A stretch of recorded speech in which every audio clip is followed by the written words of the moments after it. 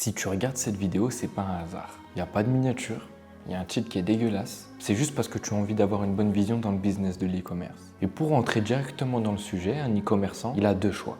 Ou il va vouloir dupliquer les choses et lancer plein de projets pour tester le business et voir si ça fonctionne et dupliquer si ça fonctionne. Et tu as l'e-commerçant qui a une vision long terme et qui va faire correctement les choses. L'e-commerçant qui n'a pas une grande vision et qui a juste envie de tester le business, il va trouver un produit soi-disant gagnant, comme on te le dit si bien sur les réseaux sociaux. Il va voir un concurrent, faire du copier-coller, il va faire de la récupération de contenu ou de l'intelligence artificielle et il va balancer un ads. Ça, c'est un e-commerçant qui bâcle. Pourquoi? Parce qu'il ne fait aucun travail autour de son projet. Que si, avec son projet, il fait de l'argent, il ne saura même pas pourquoi il fait de l'argent. Tandis qu'un e-commerçant qui a une vision long terme et qui travaille réellement sur son projet, il ne va pas trouver un produit soi-disant gagnant. Est-ce que, si tu connais Naali, Boku, Ajiwan et Exode, une marque que tu aimes bien dans le business de l'e-commerce, est-ce que tu penses qu'ils ont trouvé leur produit sur Minea? Non. Est-ce que tu penses qu'ils ont trouvé leur produit sur TikTok Made Me Buy It? Non plus. Ils ont trouvé quelque chose qui apportait une certaine transformation, une certaine expérience à un certain avatar. C'est exactement ce que tu dois faire si tu as envie d'exceller dans le business de l'e-commerce. Donc déjà, arrête avec ton produit soi-disant gagnant. C'est stupide. C'est juste du marketing pour te faire croire qu'il y a des produits qui vont te rendre millionnaire en 30 jours. Mais ça n'existe pas. Un bon e-commerçant, il est censé pouvoir commercialiser plus de 90% des produits. Donc vends une certaine transformation. Ton client, quand il achète chez toi, il faut qu'il vive une expérience. Il ne faut pas juste qu'il achète le produit, ça y est, il est content de 2-3 jours. Non, il faut qu'il vive une certaine expérience.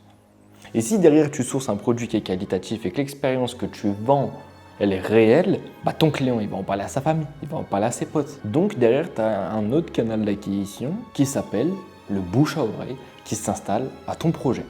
Malheureusement, tu ne vas pas pouvoir le contrôler, à part vendre quelque chose de qualitatif, mais c'est un canal d'acquisition.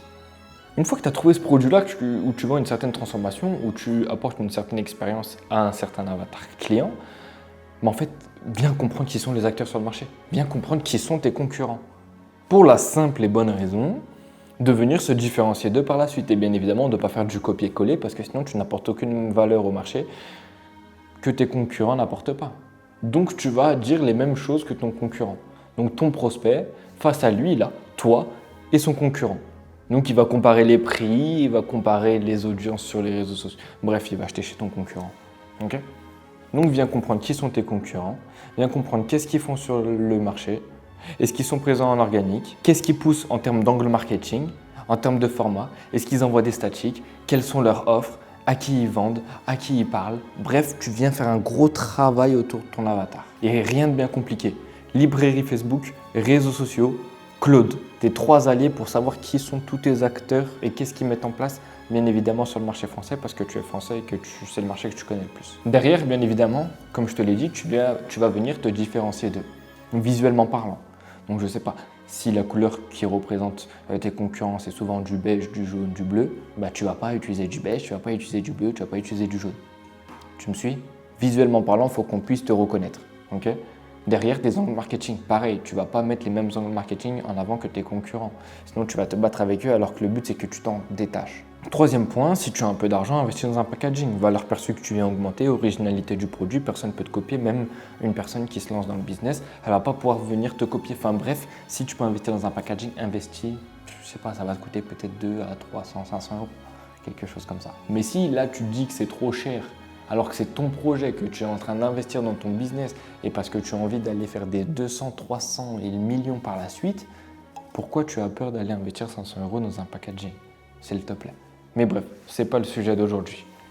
Par la suite, très simple, viens comprendre à qui tu vends. Parce que si tu ne sais pas à qui tu vends, ton marketing ne sera pas du tout explicite, il ne va pas pouvoir du tout toucher les bonnes émotions à ton avatar et bref, tu ne convertiras pas parce que ton message il est beaucoup trop vague.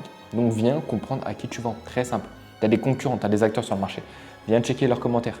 Via Amazon, c'est des personnes qui ont réellement commandé le produit. Donc regarde les objections que tu vas potentiellement pouvoir venir traiter. Les points positifs que tu vas pouvoir mettre en avant. Sur quoi toi tu vas pouvoir venir capitaliser pour prendre une certaine posture sur le marché. Mais viens te différencier de tes concurrents visuellement parlant si tu peux investir dans un packaging, angle marketing. Super important, c'est le minimum. Maintenant, si tu as vraiment beaucoup d'argent et que tu as vraiment envie d'investir dans ton projet à 100%, viens modifier tous les ingrédients de ton projet. Comme ça, tu vas pouvoir venir capitaliser sur un ingrédient et là, il n'y a rien de mieux. Ou ça se trouve que tu vas pouvoir trouver une usine qui propose différents ingrédients dans ton produit. Ça, c'est quelque chose qui est possible, mais ça dépend des produits. Donc là, je ne peux pas te dire quelque chose. Si tu vends des compléments alimentaires, ça sera possible. Si tu vends une lampe, ça sera très compliqué. D'accord ?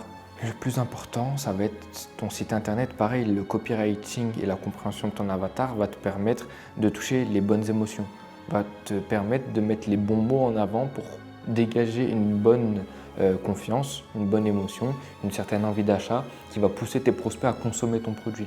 Ce copywriting-là, tu vas devoir le refléter dans ton marketing, mais surtout sur ton site internet et encore plus sur ta page produit parce que c'est là que tout se passe et que l'achat se finalise, d'accord? Donc, viens utiliser un bon copywriting. Donc, c'est pour ça que c'est super important de connaître à qui tu vends. C'est le noyau de ta réussite. Sans ça, tu ne convertis pas, même si tu as un bon produit, même si tu as un bon marketing, ok?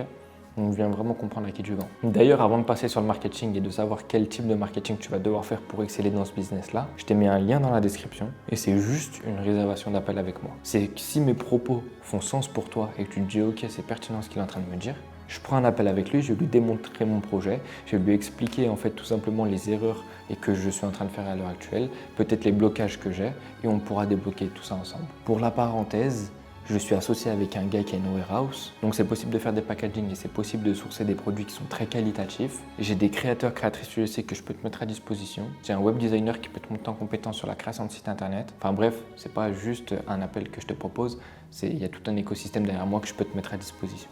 D'accord ? Bref, la parenthèse elle est fermée. Pour faire un bon marketing, pour prendre une bonne posture sur le marché, inspirer confiance, dégager une certaine envie d'achat, une certaine envie de consommation de produits à tes prospects, excuse-moi, travaille ton organique. C'est chiant, c'est relou, mais t'es débutant, t'as pas fait d'argent, t'as une vision long terme.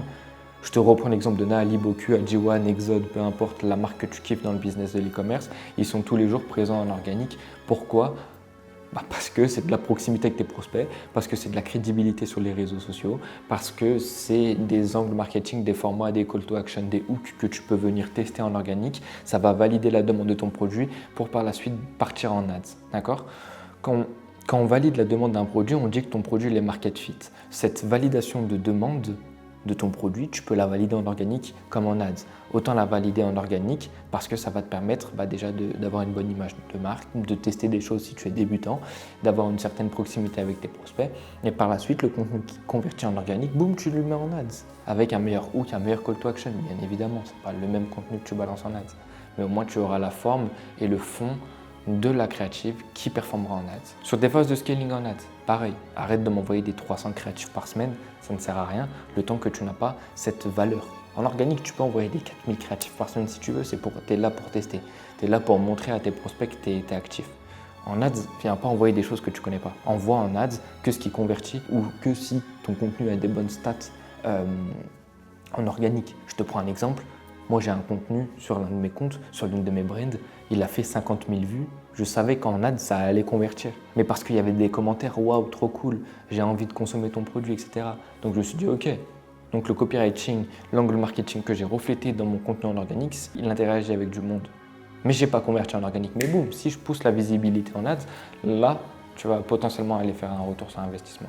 Mais c'est quelque chose que je ne te conseille pas. Va chercher des conversions en organique de manière récurrente et après, tu pars en ads. Okay ?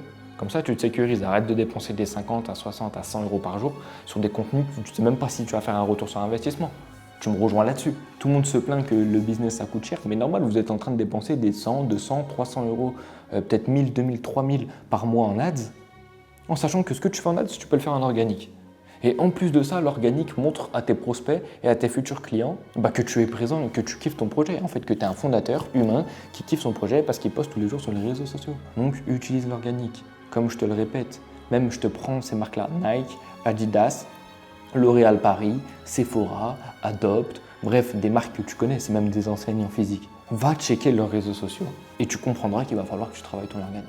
Bien évidemment, je t'explique la surface, mais je peux pas rentrer en détail parce que ça varie de tellement de choses. Ton produit, ça varie de tout ce que je peux te dire, donc je peux pas rentrer en détail. Mais si tu as envie que je rentre en détail avec toi, comme je te l'ai dit précédemment, tu as juste à réserver un appel avec moi. Et tu vas tomber en appel avec moi. Tu vas pas tomber en appel avec un closer qui va essayer de te vendre quelque chose, ok? Tu vas tomber en appel avec moi, une personne qui va chercher à comprendre quelles sont tes douleurs dans ton business et qu'est-ce que tu dois venir mettre en place à ta situation. Bien évidemment, ne prends pas un appel avec moi si tu as envie de faire du X-Field et si tu as envie de faire du mass testing. Prends un appel avec moi que si tu as une ambition long terme et que tout ce que je viens de te dire jusqu'à maintenant, ça fait sens pour toi. Et abonne-toi à ma chaîne YouTube parce que je vais bombarder de la valeur en e-commerce et de la vraie valeur, pas du bullshit que tu vois sur les réseaux sociaux. Ciao, ciao, c'était Nora.